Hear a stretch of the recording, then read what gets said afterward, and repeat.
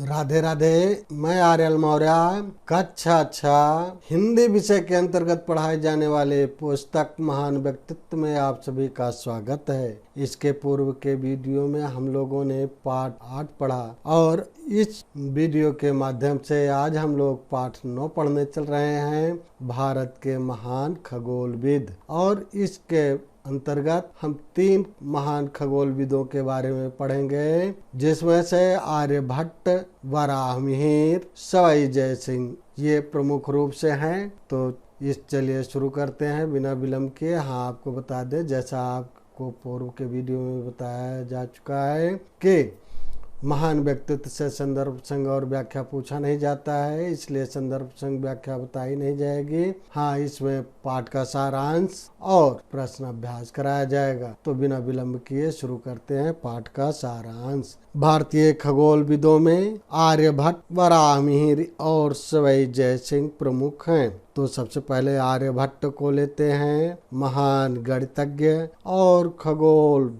वैज्ञानिक आर्यभट्ट के नाम पर भारत ने 19 अप्रैल सन 1975 ईस्वी को पहला कृत्रिम उपग्रह आर्यभट्ट छोड़ा। नालंदा विश्वविद्यालय में गहन खगोलीय ज्ञान जुटाने के बाद आर्यभट्ट ने खगोल विज्ञान की उत्कृष्ट रचना आर्यभट्टीय नामक ग्रंथ संस्कृत भाषा में लिखा। इस ग्रंथ से प्रभावित होकर गुप्त शासक बुद्धदेव ने आर्यभट्ट को नालंदा विश्वविद्यालय का प्रधान बनाया। आर्यभट्ट ने निष्कर्ष निकाला कि पृथ्वी गोल है और अपनी धुरी पर घूमकर दिन रात बनाती है। चंद्रमा सूर्य के प्रकाश से चमकता है और ग्रहण एक खगोलीय घटना है। राहु द्वारा सूर्य व चंद्रमा का निगला जाना अंधविश्वास है। यह निष्कर्ष आज भी मान्य है। आर्यभट्ट ने एक और ग्रंथ आर्यभट्ट सिद्धांत लिखा, जो दैनिक खगोलीय गणना और शुभ मुहूर्त निश्चित करने में काम आता है। आज भी पंचांग बनाने में आर्यभट्ट की खगोलीय गणना काम आती है। तो अब इसके बाद हम शुरू कर रहे हैं इन्हीं खगोल वैज्ञानिक वराहमिहिर के बारे में। तो चलिए खगोल वैज्ञानिक वराहमिहिर के बारे में जाने। ये सम्राट चंद्रगुप्त विक्रमादित्य के राज ज्योतिषी थे। इनके बचपन का नाम मिहिर था। मगध राज्य का सबसे महान पुरस्कार वराह का चिन्ह मिलने पर इन्हें वराहमिहिर कहा जाने लगा। आर्यभट्ट से प्रभावित होकर ज्योतिष और खगोल ज्ञान को उन्होंने अपने जीवन का ध्येय बना लिया। शिक्षा पूर्ण करने के बाद ये विद्या और संस्कृत के केंद्र उज्जैन आ गए। सम्राट चंद्रगुप्त विक्रमादित्य ने इनकी विद्वता से प्रभावित होकर इन्हें अपनी 9 रत्नों में शामिल कर लिया। इन्होंने पर्यावरण विज्ञान, जल विज्ञान और भूविज्ञान के संबंध में कुछ महत्वपूर्ण तथ्य उजागर किए। इनकी टिप्पणी थी कि कोई शक्ति चीजों को जमीन से चिपकाए रहती है। पौधे और दीमक इंगित करते हैं कि जमीन के नीचे पानी है। वराहमिहिर की प्रमुख रचनाएं हैं पंच सिद्धांतिका, बृहत संहिता और बहुज्य जाक है, जो संस्कृत भाषा में अनोखी शैली में लिखी गई है। ज्योतिष के क्षेत्र में वराहमिहिर की पुस्तक आज भी बेजोड़ है। ज्योतिष के क्षेत्र में वराहमिहिर की पुस्तकें आज भी बेजोड़ है। अब इसके बाद हम शुरू कर रहे हैं इन्हीं सवाई जय सिंह के बारे में। तो इनके बारे में भी आप लोग जान लें। देखें, सवाई जय सिंह खगोल शास्त्र में राजा जय सिंह की रुचि थी। इस कारण ये बाद में महान खगोलविद और गणितज्ञ के रूप में प्रसिद्ध हुए। ये 13 वर्ष की उम्र में आमेर की गद्दी पर बैठे। 1701 ईस्वी में औरंगजेब ने इन्हें सवाई की उपाधि से सम्मानित किया। इन्होंने अपनी राजनैतिक स्थिति सुदृढ़ करके खगोल शास्त्र का ज्ञान अर्जित किया। इन्होंने अपने दरबार में खगोलविदों की गोष्ठियां की। इन्होंने पुर्तगाल, अरब और यूरोप से खगोल से संबंधित पुस्तकें, संहिताएं और सारणियां इकट्ठी की। कई पुस्तकों का संस्कृत में अनुवाद करवाया, जैसे सिद्धांत सूरी, कौस्तुभ, तूरी सूरणी, मिथ्या जीव छाया आदि। सवाई जय सिंह ने यूरोप से दूरबीन मंगवाई। और खगोलीय पर्यवेक्षण के लिए अपनी दूरबीनों का निर्माण शुरू करवा दिया। 1724 ईस्वी में दिल्ली में जंतर मंतर वेधशाला का निर्माण किया गया। इसका उद्देश्य विज्ञान को लोकप्रिय बनाना था। राजा जयसिंह ने ईंट और चूने के विशाल उपकरण बनवाए और गहन अध्ययन एवं शोध के बाद खगोल विज्ञान के क्षेत्र में कई तथ्य दिए। दिल्ली और जयपुर की वेधशालाएं, जंतर मंतर इसके प्रमुख उदाहरण हैं। अब इसके बाद हम लोग प्रश्न और अभ्यास करेंगे। चलिए शुरू करते हैं। अभ्यास, निम्नलिखित प्रश्नों के उत्तर लिखिए। नंबर 1, आर्यभट्ट ने गणित में क्या योगदान दिया? तो इसका उत्तर हो जाएगा आर्यभट्ट ने आर्यभट्ट सिद्धांत नामक पुस्तक लिखी, जो दैनिक खगोलीय गणना और अनुष्ठानों के लिए शुभ मुहूर्त निश्चित करने के काम आती है।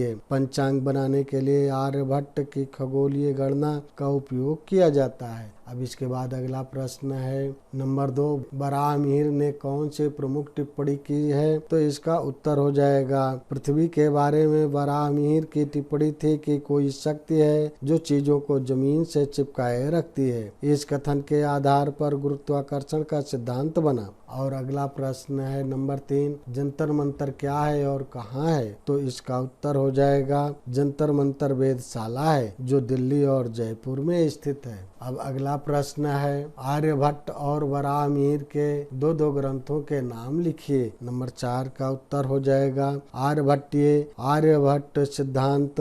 ये देखिए आर्यभट्टीय और आर्यभट्ट सिद्धांत ये आर्यभट्ट के हैं। और बराहमीर के जो प्रमुख पुस्तकें हैं बृहत संहिता, बृहत जातक, तो इस तरह से इनके प्रमुख रचनाएं हैं। अब आइए आगे बढ़ते हैं। देखिए नंबर 4 हो गया, तो अब नंबर 5 देखते हैं। सभी तथ्यों के सामने सही तथा गलत के सामने गलत का निशान लगाइए। तो देखिए अब यहाँ पर ध्यान दीजिएगा क्या है, आर्यभट्ट हर बात को वैज्ञानिक आधार पर परखने में विश्वास करते थे। ये बात बिल्कुल सही है, इस पर सही का निशान लगाइएगा।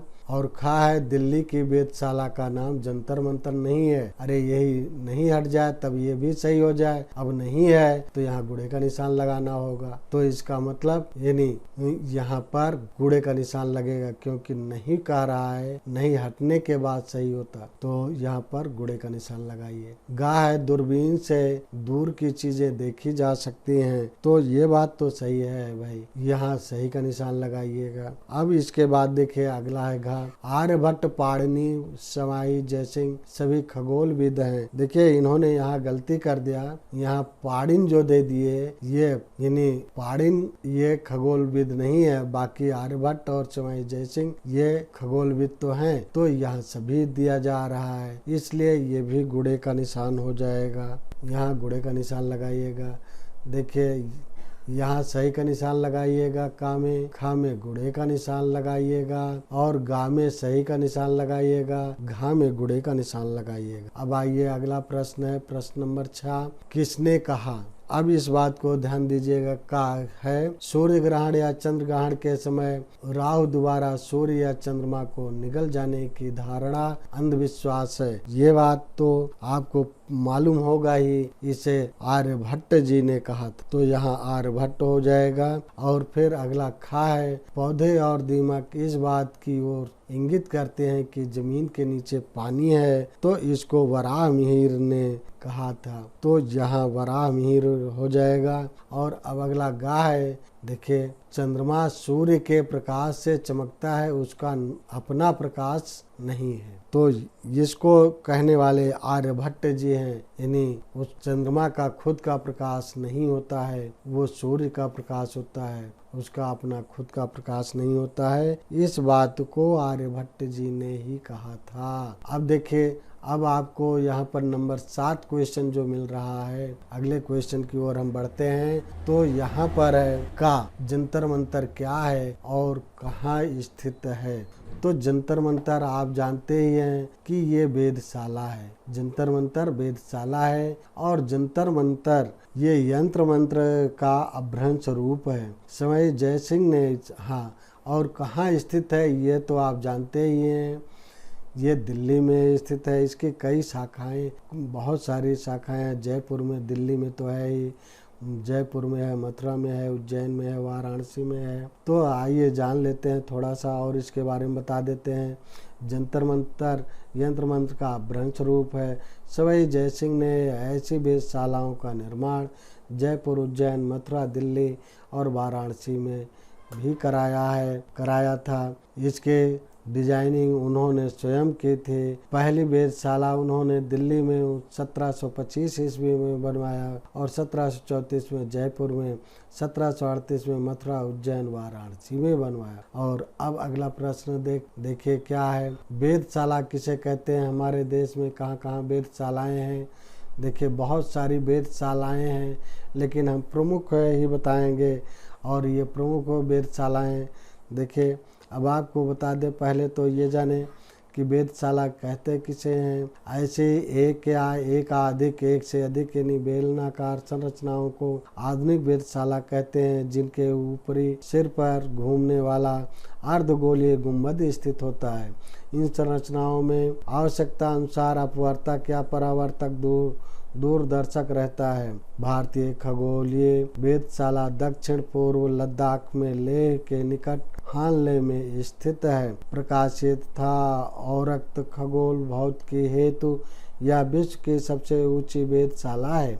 इसका संचालन भारतीय तारा भौतिकी संस्थान द्वारा होता है। जो प्रमुख वेधशालाएं हैं उनमें से जो प्रमुख स्थान है दिल्ली, बेंगलुरु, मुंबई, पुणे, चेन्नई, हैदराबाद, ये प्रमुख वेधशालाएं हैं। बाकी इसके अतिरिक्त भी बहुत सारी वेधशालाएं हैं। तो देखिए अब अगला है कि आकाश गंगा किसे कहते हैं। तो आकाश गंगा के बारे में आप पहले भी पढ़ चुके हों तो ठीक ही है, नहीं तो हम यहाँ बता दे रहे हैं। आकाश गंगा को गैलेक्सी भी कहते हैं। ये असंख्य तारों का समूह है जो स्वच्छ और अंधेरी रात में आकाश के बीच से जाते हुए अर्ध चक्र के रूप में और झिलमिलाती सी मेखला के समान दिखाई पड़ती है। यह मेखला वस्तुतः एक पूर्ण चक्र का अंग है, जिसका क्षितिज के नीचे का भाग दिखाई नहीं देता है।